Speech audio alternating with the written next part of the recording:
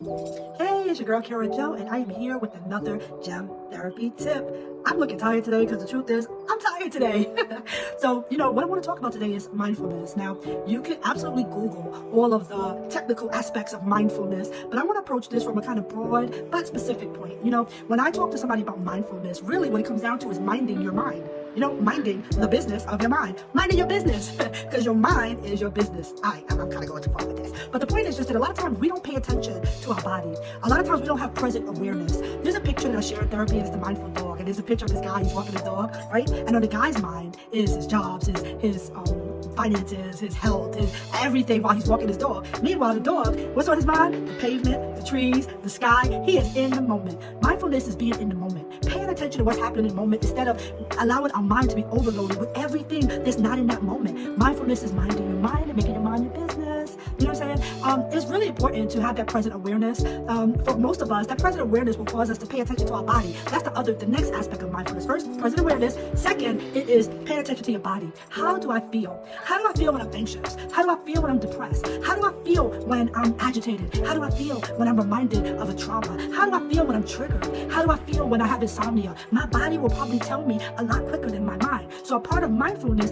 is not relying on your mind, which may be bombarded or struggling with a mental health symptom to tell you, but using your mind to pay attention to your body. Our body be talking, y'all. And a lot of times we don't pay attention to our body. A lot of times our bodies will tell us that we are upset or struggling with anxiety or having an anxiety attack before our mind even processes what's going on to create our anxiety. Our minds are these wonderful aspects of us that are always trying to achieve stability. Our mind will protect us even from ourselves. You know what I'm saying? So we want to use these great, beautiful minds to pay attention to our body. The other thing I want to talk about with mindfulness, I'm giving you one, present awareness. Two, paying attention to your body, using that mind, instead of using that mind to think and process and work, use it to pay attention to your body. Number three is going to be just another aspect of present awareness, present awareness, which is allow your senses to pull you into the moment. You know what I'm saying? We're talking about just focus on what you see that's around you. Because sometimes we be so immersed in the thought that we're having, it's hard for us to even focus. So we got to rely on our physical senses to really cause ourselves to be mindful of the color of the wall. Be mindful of the ceiling. Be mindful of the floor.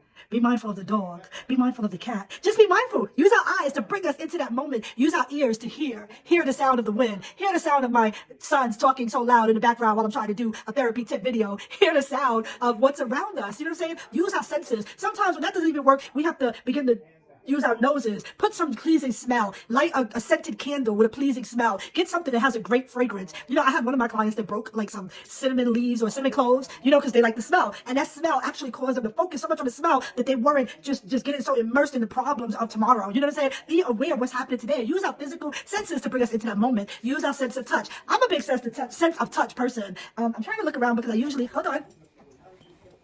I be having my blankie. My blankie is so soft and cuddly. And sometimes I will grab it just so that I can have that physical sensation of soothing me and calming me and bringing me to a relaxing place. For some people, you have to find a texture that you like, and you can actually use that texture to calm yourself. It can be a self-soothing. It can also be something that brings you right to the moment, the physical sensation of that moment, so that you're mindful. The mind is a beautiful thing. Sometimes it is not allowed to repair itself because it's working so hard to solve problems, but we can use it in a way to bring us into the moment so we are not bombarded by the cares of yesterday, the trauma of our past. We're not bombarded by the frustration of work while we're at home, or the frustration of a relationship while our partner is upstairs in bed sleeping peacefully. We're frustrated by all these things that are not in our presence.